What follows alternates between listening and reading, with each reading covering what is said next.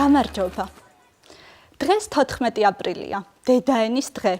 გილოცავ და ძალიან მიხარია, რომ ჩვენი გაკვეთილი სწორედ დედაენის დღეს დაემთხვა. ჩვენ ზეიმობთ დედაენის დღეს ერთმანეთს ვულოცავთ, მაგრამ არ უნდა დაგვავიწყდეს, რომ ისი დაცვა, მასზე ზრუნვა თითოეული ჩვენგანის პასუხისმგებლობაა. ასევე ფიქრობ, რომ აუცილებლად უნდა ვიცოდეთ, რა მოხდა 1978 წლის 14 აპრილს და როგორ აღინიშნება დედაენის დღე ჩვენს ქვეყანაში. ჩვენი გაკვეთილის თემა სწორედაც რომ ეს არის 1978 წლის 14 აპრილი.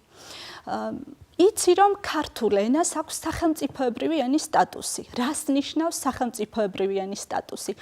ქართული არის ოფიციალური ენა, სამწერლო ენა, საგანმანათლებლო პრესისა და ტელევიზიის ენა. თუმცა მტერმა კარგად იცოდა საქართველოს მტერმა, რომ ენა ეს იყო ძალიან მნიშვნელოვანი ნიშანი ქართველებისა, სასიცოცხლო ნიშანი და მტერი ყოველთვის ცდილობდა, რომ ჩვენთვის წაერთმია ეს ბერკეტი ქართული ენა. შენთვის ნაცნობია აკაკი წერეთლის ჩემი თავგადასავალი და გახსოვს ალბათ, რომ იქ მოსწავლეებს რუსულად ასწავლიდნენ გიმნაზიაში და თუ რომელიმე მოსწავლე გაბედავდა და ქართულად დაილაპარაკებდა, ამის გამო სჯიდნენ. 1921 წელს კონსტიტუციაში პირველად განესაზღვრა ქართულ ენას სახელმწიფოებრივი სტატუსი და ასე გრძელდებოდა საბჭოთა რეჟიმის პირობებში, რაც ნამდვილად გასაკვირია, მაგრამ 1978 წელს საბჭოთა მთავრობამ გადაწყვიტა, რომ ჩვენს კონსტიტუციაში გაეუქმებინა მუხლი, რომლის თანახმადაც ჩვენს მშობლიურ ენას ჰქონდა სახელმწიფოებრივი ენის სტატუსი. 1978 წლის 24 მარტს გაზეთ კომუნისტში გამოქვეყნდა საქართველოს კონსტიტუციის ახალი პროექტი, ხოლო წინა დღეს დაინიშნა ამ პროექტის განხილვა, დაიწყეს ამ პროექტის განხილვა. მაშინ საქართველოს კომუნისტური პარტიის ცეკას მდივანი იყო ედუარდ შევარდნაძე და მან წარუდგინა ეს პროექტი დამსწრე საზოგადოებას და ზოგიერთმა შეიძლება ვერც გაბედა, ზოგიერთმა არც მოინდომა, რომ პროტესტი გამოეთქვა ამის წინააღმდეგ და იქ მყოფი ბევრი ადამიანი ეთანხმებოდა კონსტიტუციის ახალ პროექტს, კერძოდ აქ მოიაზრებოდა ისიც, რომ ქართულ ენას სახელმწიფოებრივი ენის სტატუსი დაეკარგებოდა. ერთადერთი, რომელმაც ამ შეხვედრაზე წინააღმდეგობა გაუწია კონსტიტუციის ახალ პროექტს და საჯაროდ განაცხადა, რომ ქართველი ერი ვერ შეეგუებოდა მშობლიური ენისთვის სახელმწიფოებრივი ენის სტატუსის წართმევას, იყო აკაკი ბაქრაძე. აკაკი ბაქრაძე ეს სახელი და გვარი კარგად დაიმახსოვრე, რადგანაც ის არის ერთ-ერთი წამყვანი ფიგურა 1978 წლის აპრილის მოვლენებისა და ის არის ასევე ერთ-ერთი მთავარი პირი ამ საპროტესტო მოვლენებისა, იმისა, რომ საზოგადოებამ ხმა მოიღო და დაიცვა მშობლიური ენა. შემდეგ ამ შეხვედრას მოჰყვა სხვადასხვა შეხვედრა, მაგალითად მწერალთა კავშირში გაიმართა კონსტიტუციის ახალი პროექტის განხილვა და იქ ნოდარ წურლეისკირმა საჯაროდ გააპროტესტა ეს მოვლენა და თქვა, რომ ქართულ ენას სახელმწიფოებრივი სტატუსი აუცილებლად უნდა შენარჩუნებოდა. საბედნიეროდ გამოჩნდნენ ადამიანები, რომლებიც ხმამაღლა იცავდნენ მშობლიურ ენას, ჩვენს მცირე დროში ძალიან რთული იქნება თითოეულზე საუბარი, მაგრამ აუცილებლად უნდა ვთქვათ, რომ გადამწყვეტ როლს ამ მოვლენებში ასრულებდა ქართველი ახალგაზრდობა და ქართველი სტუდენტები. ამის შემდეგ ივანე ჯავახიშვილის სახელობის თბილისის სახელმწიფო უნივერსიტეტში გაიმართა სტუდენტთა შეხვედრები, განსაკუთრებით აქტიურობდნენ ისტორიისა და ფილოლოგიის ფაკულტეტის სტუდენტები და სწორედ ივანე ჯავახიშვილის სახელობის თბილისის სახელმწიფო უნივერსიტეტის პირველი კორპუსიდან დაიწყო საპროტესტო ტალღა. ძალიან სასიამოვნოა იმაზე ფიქრი, რომ ახალგაზრდები წუხდნენ, ფიქრობდნენ როგორც თავისუფლების მოსაპოვებლად, ისე ენის დასაცავად. დღეს შეიძლება შენთვის ეს სულაც არ იყოს განსაკუთრებული მოვლენა, შესაძლოა ტელევიზიით, სხვადასხვა საშუალებით თვალი მოგიკრავ საპროტესტო აქციისთვის, მაგრამ იმ დროს საბჭოთა რეჟიმის პირობებში მსგავსი რამ ხმის ამოღება მთავრობის წინააღმდეგ და მშობლიური ენის დაცვა იყო ძალიან საშიში და ეს ახალგაზრდები და ყველა ის ადამიანი, რომლებიც ცდილობდნენ მშობლიური ენის დაცვას, ფაქტობრივად საკუთარ სიცოცხლეს რისკავდნენ. საბედნიეროდ, ჯავახიშვილის უნივერსიტეტის სტუდენტებს შეუერთდნენ საქართველოს სხვა უმაღლესი სასწავლებლების სტუდენტები, სამხატვრო აკადემიის, სამედიცინო უნივერსიტეტის, პოლიტექნიკური ინსტიტუტის, მათი პროფესორები, მასწავლებლები, ლექტორები და მთელი საზოგადოება, ვერ ვიტყვი რომ ძალიან ბევრი, მაგრამ საღად მოაზროვნე ნაწილი ცდილობდა რომ შეეჩერებინა ეს პროცესი და ქართულ ენას არ დაეკარგა სახელმწიფოებრივი ენის სტატუსი. ეს რას ნიშნავდა? ნიშნავდა იმას, რომ რუსული უფრო გაბატონდებოდა, რუსულს იქამდეც ძალიან ბევრი უფლება ჰქონდა ჩვენს ქვეყანაში, მაგრამ საბჭოთა მთავრობისთვის ეს იქნებოდა ერთგვარი ბერკეტი იმისთვის, რომ ერთი მხრივ კიდევ უფრო შეეზღუდა ქართველებისთვის თავისუფლება და ჩაეკარგა ეროვნულობა. შენიცნობ ჩვენს თანამედროვე მწერალს დათო ტურაშვილს, რომელიც იმ დროს იყო 12 წლის და ძალიან საინტერესო მოგონება აქვს თავის წიგნში იყო და არა იყო რა. მე გაგიზიარებ მის ამ მოგონებას და თუ დაინტერესდები, მე შეგიძლია მთელი წიგნიც გადაფურცლო და ბევრ საინტერესო რამეს ამოიკითხავ. ამ დროს თურმე დათო ტურაშვილი ამ მოვლენების დროს ზუსტად არ მახსოვს თქვათ რომელ თვეში, მაგრამ 78 წელს იმყოფებოდა იმ დროს საბჭოთა კავშირში ცნობილ პიონერთა ბანაკში, არტეკში და იქ მოხვედრა პიონერებისთვის, ანუ საბჭოთა ბავშვებისთვის იყო ძალიან მნიშვნელოვანი მოვლენა. და თურმე დათო ტურაშვილს 12 წლისას რაზმის ხელმძღვანელმა აუკრძალა იქ ქართულად საუბარი. რაც ჩვენმა მწერალმა გააპროტესტა და ამის გამო ბანაკის ხელმძღვანელმა იგი ბანაკიდან გარიცხა და თავის ემოციებზე, თავის გრძნობებზე წერს წიგნში და იხსენებს თუ როგორი იყო 1978 წლის 14 აპრილის მოვლენები. მე სულ მცირე ამონარით წაგიკითხავ, მისმინე და იფიქრე, წარმოიდგინე რა უნდა ეგრძნო 12 წლის ბავშვს მაშინ. 12 წლის ბავშვებს მშობლიურ ენაზე საუბარი აგვიკრძალეს და ყველაფერი მიზეზიცა და შედეგიც მაშინ რა თქმა უნდა ბოლომდე და კარგად ვერ გავაცნობიერე. მხოლოდ დაბრუნების შემდეგ იმ მერხზე, სადაც ჩემ გვერდით იჯდა გიო ახვლედიანი, ისიც აღმოვაჩინე, რომ ქართულ ენაზე ქართველი მეცნიერი სამეცნიერო ხარისხს ვერ მოიპოვებს. ქართველი ავტორი ქართულად დაწერილ სცენარს თურმე რუსულად თარგმნის და მოსკოვში აგზავნის დასამტკიცებლად. ქართულ ენაზე წიგნის გამოცემის ბედიც შორეულ რუსეთში წყდება და მახსოვს სწორედ გიომ მითხრა გაკვეთილზე, დღეს რუსთაველზე დემონსტრაციაა, სკოლაც იმიტომ ჩაკეტესო. სკოლა მართლაც ჩაკეტილი იყო და გარეთ არავის უშვებდნენ. მახსოვს უფროს კლასელები ფანჯრებიდან ხტებოდნენ და რუსთაველისკენ გარბოდნენ. მირბოდნენ იქ, სადაც სტუდენტები საკუთარ ენას იცავდნენ, იდგნენ და იცავდნენ. მახსოვს, როგორ ვინატრეთ სტუდენტობა. ეს არ იყო უბრალო ამბავი, როგორც გითხარი, სტუდენტები და თითოეული ადამიანი ამ მოვლენების მონაწილე ფაქტობრივად მშობლიური ენის დასაცავად საკუთარ სიცოცხლეს აყენებდა საფრთხეს, რადგანაც არავინ იცოდა რა მოხდებოდა. რაც ძალიან საბედნიეროა, მთელი ქვეყნიდან ჩვენმა მოსახლეობამ დაიწყო წერილების წერა კონსტიტუციის საბჭოს სახელზე და ისინი მოითხოვდნენ, რომ კონსტიტუციაში ეს მუხლი არ შეცვლილიყო და ქართულ ენას დარჩენოდა სახელმწიფოებრივი ენის სტატუსი. ახლა შენ შეგიძლია ნახო კვლევა ანა ბაქანიძის დოკუმენტური ფილმი და ნაწყვეტი და გაეცნო საარქივო მასალებს კიდევ უფრო უკეთ წარმოიდგინო რა ხდებოდა მაშინ. იგზავნებოდა წერილები საკონსტიტუციო კომისიის სახელზე, რომელთა ტექსტი დაახლოებით ასეთი გავხდათ. არ ვეთანხმებით 75 მუხლის ახალ რედაქციას. ძველი ფორმულირების აღდგენას მოვითხოვთ, სადაც ქართული ენა სახელმწიფო ენად არის აღიარებული. ყველაზე მეტი ხელმოწერა უნივერსიტეტის სტუდენტების საპროტესტო წერილს ჰქონდა, რომელიც სტუდენტმა თამარ მახარობლიძემ დაზღვეული პოსტით გაგზავნა უმაღლეს საბჭოსა და ცენტრალურ კომიტეტში. დღეს ეს დოკუმენტი შინაგან საქმეთა სამინისტროს არქივში ინახება, სხვა ათეულობით საპროტესტო წერილთან ერთად, რომელსაც სხვადასხვა დაწესებულების თანამშრომლები თუ უბრალო მოქალაქეები კონსტიტუციის დამდგენი კომისიის სახელზე აგზავნიდნენ, რაც მაშინ გმირობის ტოლფასი გახდათ.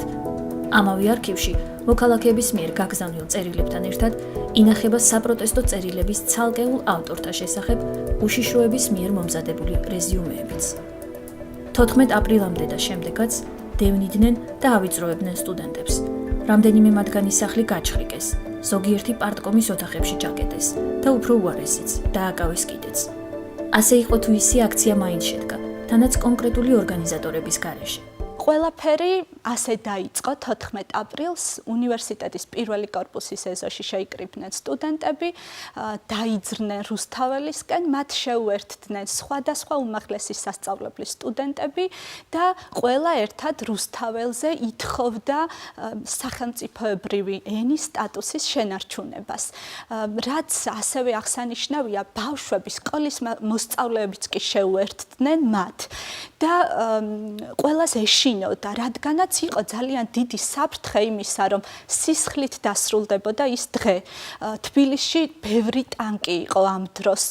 ცნობილია ის ფაქტიც, რომ აკაკი ბაქრაძემ თურმე რუსთაველის თეატრის კარიც გააღებინა, ყოველი შემთხვევისთვის თუ რამე საშინელი მოხდებოდა, რომ ადამიანებს მოეხერხებინათ თავის შეფარება.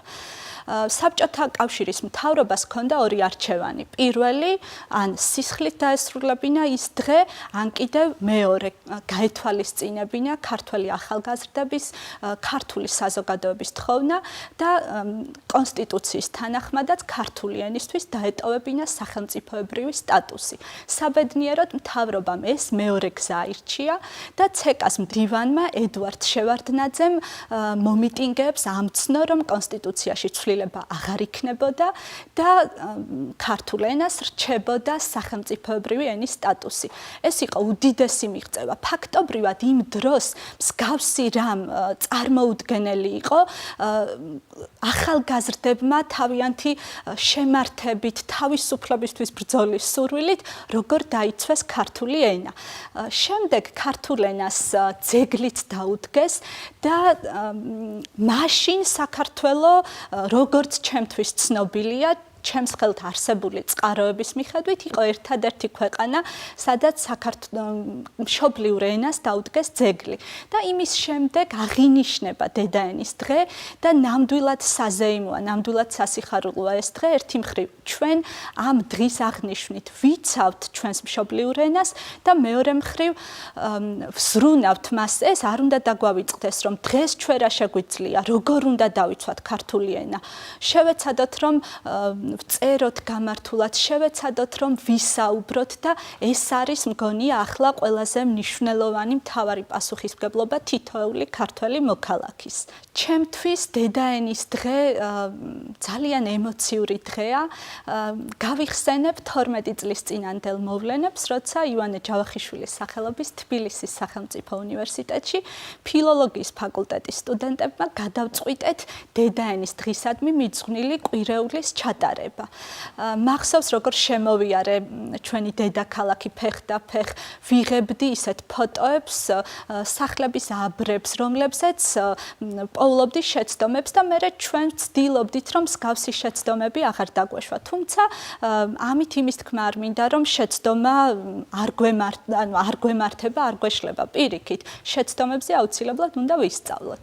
და ერთ-ერთმა სტუდენტმა, ანა ბაქანიძემ, დაიწყო პრესის კვლევა თუ რა გამოქვეყნდა 1978 წლის 14 აპრილის შესახებ და როგორც მას კვლევამ უჩვენა ქართულ პერიოდულ პრესაში არანაირი მასალა არ არსებობდა ამ მოვლენებზე და სწორედ მაშინ გაუჩნდა მას იდეა რომ ჩაეწერა ზეპირი ისტორიები იმ ადამიანებისაგან რომლებიც იყვნენ უშუალო მონაწილენი 14 აპრილის აქციისა. ისინი იყვნენ ჩვენი მასწავლებლები, ჩვენი ლექტორები, ჩვენ გვერდით დააბიჯებდნენ და მგონია რომ მათმა ზეპირმა ისტორიებმა, მათმა მოგონებებმა კიდევ სხვაგვარად გააცოცხლა 1978 წლის 14 აპრილი. სხვათა შორის ეს ზეპირი ისტორიები კრებულად გამოიცა. შენ ახლა ხედავ ამ კრებულს 1978 წლის 14 აპრილის მონაწილეთა ზეპირი ისტორიები მოექცა ამ ფურცლებს შორის და როცა გადაფურცლავ, როცა კითხულობ, თითქოს ხელით ეხები საქართველოს უახლეს ისტორიას და ამაკიცხარ და ძალიან ბედნიერი თავისუფლებისთვის, მშობლიური ენისთვის რისი გაკეთება შეძლეს ამ ადამიანებმა. რამდენიმე წლის წინ საქართველოში სტუმრად იმყოფებოდა ნობელის პრემიის ლაურეატი მწერალი სვეტლანა ალექსიევიჩი და მას შეხვედრა ჰქონდა ქართველ მკითხველთან. კარგად დამამახსოვრდა ერთი შეკითხვა, მას ასეთი რამ ჰკითხეს თქვენ ხომ არ ჩაიწერთ ზეპირ ისტორიებს საქართველოში და ეს იმიტომ რომ მისი წერის სტილი ამგვარია. მაგალითად მისი წიგნია ჩერნობილის ლოცვა, ძალიან ცნობილი ტექსტი მთელ მსოფლიოში და ის ჩერნობილის ტრაგედიის მონაწილეთა ზეპირ ისტორიებს იწერდა და ამის შემდეგ შექმნა მხატვრული ტექსტი. და როგორც ჩანს, სწორედ ამიტომ გაჩნდა ასეთი შეკითხვა.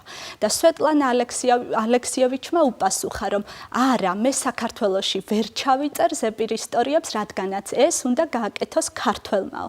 და მაშინ გამახსენდა 14 აპრილის მონაწილეთა ზეპირი ისტორიები და ვინ იცის თუ შენ ოდესმე მოისურვებ ამის წაკითხვა, შეიძლება იმის სურვილიც გაგიჩნდეს რომ თავად შექმნა მხატვრული ტექსტი, თავად დაწერო რომანი, რა ხდებოდა მაშინ ჩვენს ქვეყანაში. 14 აპრილის მოვლენების ერთ-ერთი მთავარი მონაწილე იყო თამარ მახარობლიძე და კიდევ ძალიან ბევრი. მე ვწუხარ რომ ყველა სახელის და გვარის დასახელებას ვერ ვასწრებ და მის ზეპირ ისტორიასაც, მის მოგონებასაც წაგიკითხავ. ეს იყო საერთო პროტესტი კონსტიტუციის განსახილველად ერთ-ერთი პირველი კრება მწერალთა კავშირში მიიწვიეს და იქ ითქვა პრობლემის შესახებ. იქვე მოუწოდეს სტუდენტებს, რომ თავიანთი პროტესტი გამოეხატათ. იმ შეკრებას მე არ ვესწრებოდი. ვასილ მაღლაფერიძე დაესწრო. ვიყოფოდით ხოლმე და ისევ მოქმედებდით. ახალგაზრდობამ შიში არ იცის. თუ ახალგაზრდასაც გეშინია, ჩვენ გქონდა ასაკობრივი სითამამე და ამავდროულად ჩვენი ქვეყნის დიდი სიყვარული. ჩემთვის სამაგალითოა, როცა ახალგაზრდა და ნებისმიერი ასაკის ადამიანი იბრძვის თავისუფლებისთვის, იბრძვის უფლებებისთვის, იცავს მშობლიურ ენას. ალბათ გაიგონე, რომ ვასილ მაღლაფერიძეც იყო იმ მოვლენების მონაწილე, ტელესკოლის მასწავლებელი, მე-10 კლასის ქართულის მასწავლებელი, რომელმაც ასევე მნიშვნელოვანი როლი ითამაშა მაშინდელ ამბებში. ახლა კი მოусმინე თუ რა არის შენი საშინაო დავალება. გახდი ზეპირი ისტორიების შემგროვებელი, გახდი მკვლევარი. გაესაუბრე შენი ოჯახის უფროსი თაობის წარმომადგენელს, ან ნათესავს, მეზობელს, დედაენის დღის შესახებ. იქნებ ახსოვდეს რა მოხდა 1978 წლის 14 აპრილს. ან შეიძლება იცოდეს როგორ აღინიშნებოდა ჩვენს ქვეყანაში დედაენის დღე. ჩაიწერე ნებისმიერი მოგონება. ძალიან მნიშვნელოვანია ტექსტის დამუშავების ეტაპი. თუ ჩამწერს გამოიყენებ, ნელ-ნელა გაშიფრე და ყურადღება მიაქციე მართლწერას. გამოიყენე ელექტრონული ორთოგრაფიული ლექსიკონები. თუ სახლში გაქვს ორთოგრაფიული ლექსიკონი, ცხადია ისიც დაგეხმარება. დიდი ინტერესით ველოდები შენს დავალებას და გადმოგვიგზავნე ტელესკოლაში. ვინ იცის, შესაძლოა შენ საოცარი მოვლენის შემსწრე და მსმენელი გახდე. არ დაგავიწყდეს, რომ სახლში უნდა დარჩე და ეს დავალება ისე შეასრულო. ჩვენი გაკვეთილი დასრულდა, მომავალ შეხვედრამდე.